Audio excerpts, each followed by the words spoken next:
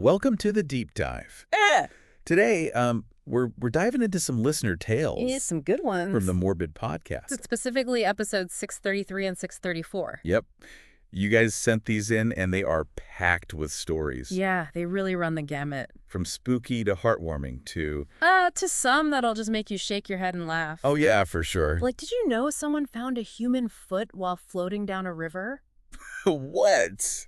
It's their annual family tradition. Can you imagine? I don't even know. Yeah. Wait, okay, hold on. We got to unpack that one for Yeah. sure. And wait till you hear about the ghost who loves karate movies. Oh, yeah, that's a good one. We'll be unpacking all that and more, but... That first. Yeah, if you love these kinds of deep dives, be sure to hit that subscribe button. You won't want to miss what we have in store. All right, so let's jump into our first tale. Okay. It's a story about a Christmas ghost. A mischievous child. And a great-grandmother who had a rather unique way of describing the supernatural. Yes, very unique. Okay, I'm intrigued. What did they call ghosts? Boogans. Boogans. Yeah, just the word boogans. Boogans. I don't know. It immediately conjures up something like maybe playful, Playful. a little spooky, Yeah. but not necessarily terrifying. No, not like a horrifying monster. Right? I like it. Yeah. It's got a certain charm. Mm-hmm. So who is this Boogan we're going to hear about? Well, her name is Sarah, and our listener grew up playing with her in their 100-year-old house. Oh, wow. Which, by the way, used to be a doctor's office. A doctor's office. Maybe even where they performed autopsies. Oh, my God. Prime real estate for a haunting right. You're telling me I'm picturing dusty medical books and creaky floorboards. Ah, exactly. So this Sarah was a friendly ghost. It seems so, yeah. Right. The listener described playing with her as a child. Okay. And other family members had seen Sarah too, Oh, really? including their mother, who once saw a little girl staring out the window of one of the creepy rooms, giving classic ghost story vibes. Yeah, for sure. Okay. So where does the Christmas part come in? All right, so one Christmas Eve, the listener's great-grandmother was sleeping over at their house. Uh-huh. And the listener overheard their parents talking about how their great-grandmother slept with her eyes open. Oh. Now, of course, they meant it figuratively. Yeah. Like that she was a light sleeper. But our listener took it literally. Oh, no, I can see where this is going. Oh, yeah. This is classic. Driven by pure childhood curiosity. Yeah. The listener waited until their great-grandmother fell asleep and crept over to her bedside. To check if her eyes were really open. Exactly. Ugh. You can probably guess what happened next. I'm guessing the great-grandmother woke up to a very surprised child staring at her. Exactly. The great-grandmother's eyes flew open. The listener bolted to hide in the bathroom. Oh, my God. And the next morning, the great-grandmother told everyone she had seen Sarah the Began standing over her during the night. That's hilarious. So the ghost was really just a curious kid Right? trying to solve sleep mystery. Yeah. And you know what? This speaks volumes about how we perceive the world, doesn't it? It really does. It Yeah. shows how our beliefs and expectations, especially as children, Right? can shape what we see and experience. Right. I mean, it makes you wonder how many other ghostly encounters might have perfectly normal explanations. Right. It also makes you think about the power of storytelling. Totally. The great-grandmother immediately framed the experience as a ghostly encounter, Yes. perpetuating the myth of Sarah the Boogan. Right. I bet that story became a family legend. Oh, for sure. For sure. It highlights how these tales, whether they're true or not, Yeah. become part of our shared history Right. and how they shape our understanding of the world around us. Absolutely. Speaking of stories that shape our understanding of the world, Okay. our next tale takes place on Christmas Eve, 1991. Ah, yes. It involves a murder scene A pizza delivery. and some parenting choices that, well, let's just say they were a product of their time. Oh, yes. This one out. I'm already picturing the mustache, aviator sunglasses, maybe even a mullet. Maybe all of the above. So our listener's dad was a sheriff's deputy in California. Right. And she paints a hilarious picture of him as a classic 90s cop Classic. with a "they're alive so they're fine" approach to parenting. Yep. Oh, my God. On this particular Christmas Eve, Yeah. the listener and her sister are home alone. Home alone. Apparently a regular occurrence Oh, my. when their dad calls with a very strange request. What was the request? I'm all ears. He tells his daughters to call Pizza Hut, ask for the manager, and order a pizza to be delivered to a specific address. Okay. And he makes it very clear that the Yeah. delivery driver should absolutely not go past the first patrol car on the block. That's an odd request even for a busy dad. Was he working late that night? He was, but get this, he actually worked in the same area where they lived. Oh, wow. He even used the fact that he patrolled their neighborhood as justification for leaving them home alone during his shifts. Wait, so he could have easily picked up the pizza himself. Exactly. But for some reason, he insisted on having his young daughters orchestrate this very particular pizza delivery. Right. Okay, I have a feeling this isn't your average pizza delivery story. You would be correct. What happened? Well, hours later, Right. their dad calls back furious. Furious. Why? His instructions weren't followed, and now he had a mess to deal with. Oh, no. Turns out the delivery address was a few doors down from a murder scene. He had his daughters order a pizza to a murder scene. Yes. What was he thinking? I don't know. We can only speculate. But the real kicker is that the delivery driver, completely ignoring the dad's instructions, walked right past the patrol car under the crime scene tape and straight up to the listener's dad, cracking a joke about someone getting shot. Oh, wow.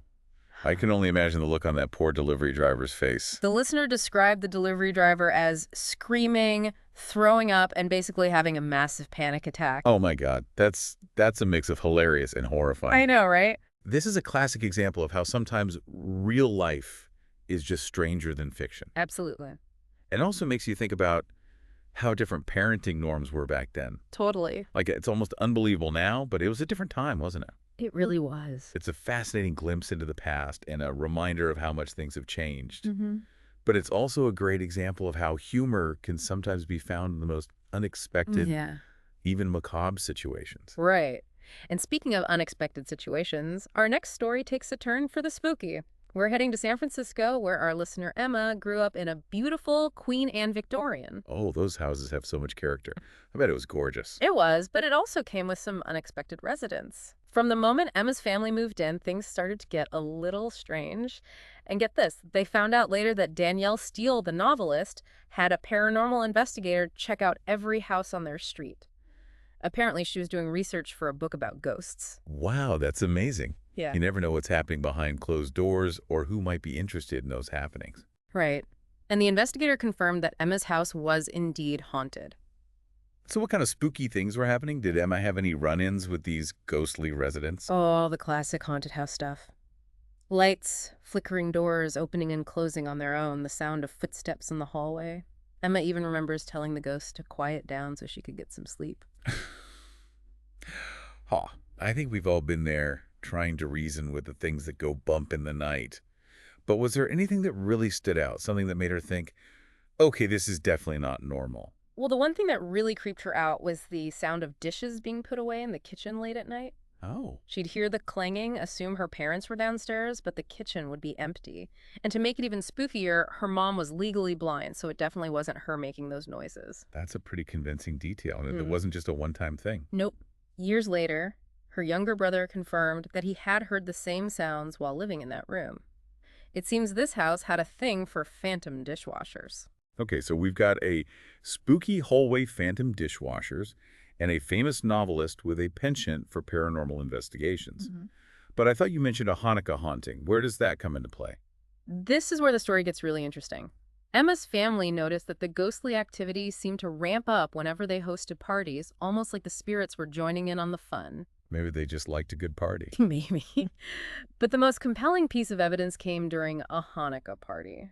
Now, Emma's dad was a skeptic. He didn't buy into any of the ghost stories. But this particular night, something happened that changed his mind. All right, I'm hooked. Tell me what happened. Picture this. It's late at night, everyone's gone to bed after a lively Hanukkah celebration. Emma's dad is suddenly awakened by a tapping sound at the front door. In the middle of the night, that's creepy. Right, and it was a heavy, imposing door, not the kind that would easily rattle in the wind.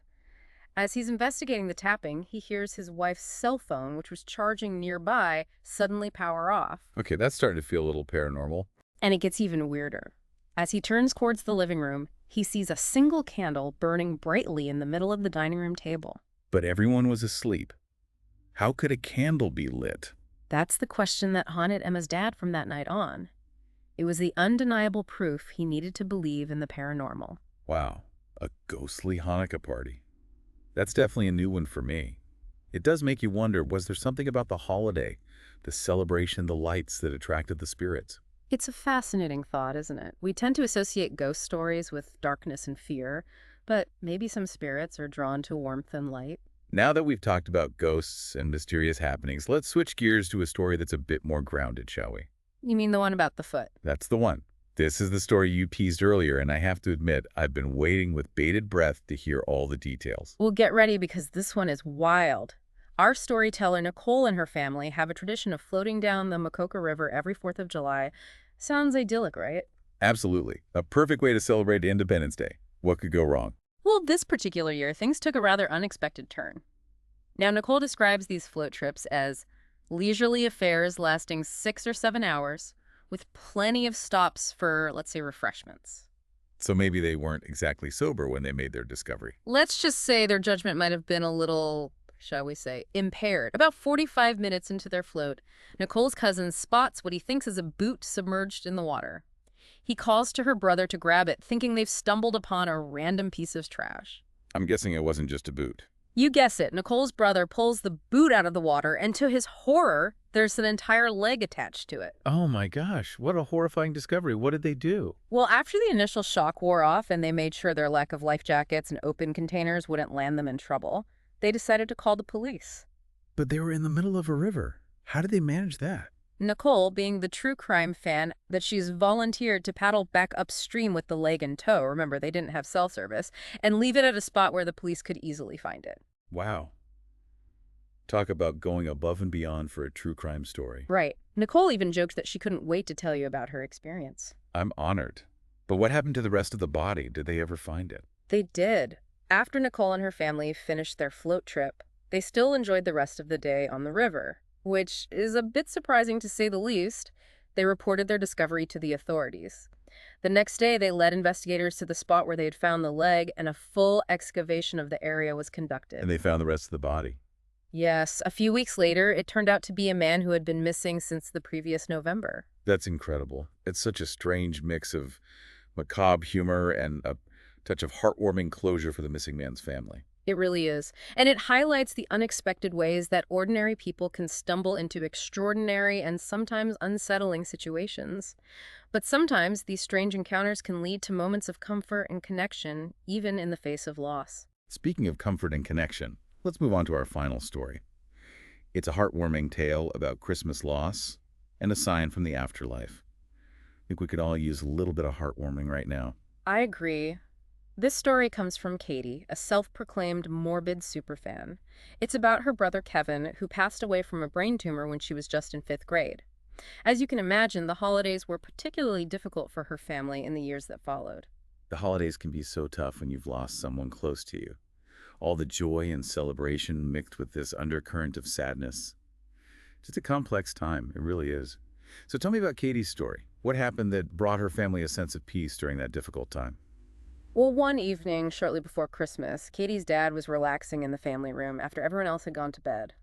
Those quiet moments after a busy day can be so powerful, especially around the holidays when you're reflecting on everything. Exactly. And Katie's dad was missing Kevin, so he decided to have a little heart-to-heart with him, even though he wasn't physically present. He told Kevin how much everyone missed him and asked for a sign that he was still with them in spirit. I think a lot of people can relate to that feeling, Yeah. wanting to believe that our loved ones are still with us in some way. Absolutely. And at that very moment, as if in response to his request, something incredible happened. Okay, now I really am getting chills. Hmm. What was the sign? A heart-shaped ornament with Kevin's name on it fell from the Christmas tree and landed on the floor right in front of Katie's dad. Wow, that's amazing. It's like Kevin was right there in the room with him. Katie and her family believed that it was Kevin's way of letting them know that he was still with them, even though he was gone. It brought them a sense of peace and comfort during a time when they needed it most. What a beautiful and touching story. It's a reminder that even in death, love and connection can transcend physical boundaries, Mm. and that sometimes the most meaningful messages come in the quietest moments. You know, looking back at all of these stories, it's striking how they blend the ordinary with the extraordinary. We've got mischievous ghosts, surprising discoveries, and even heartwarming messages from beyond. It's like a tapestry of human experience woven together with threads of humor, mystery, Yeah. and a touch of the macabre. And I think that's what makes these stories so compelling. They remind us that life is full of surprises, that there's always more to discover, and that sometimes the things that seem the most strange or unsettling can actually lead us to a deeper understanding of ourselves and the world around us. These stories have definitely given us a lot to think about. They've made us laugh, gasp, maybe even shed a tear or two, and they've left us with a sense of wonder and curiosity about the mysteries that still linger in our world. Exactly. What stories are hidden in your own life waiting to be shared? Have you ever had an experience that defied logic, challenged your beliefs, or warmed your heart? We encourage you to keep exploring, to embrace the unknown, and to never stop sharing your stories. Thanks for joining us on this deep dive into the world of Lister Tales. We'll be back next week with another fascinating topic, so be sure to subscribe so you don't miss out. Until then, keep it weird.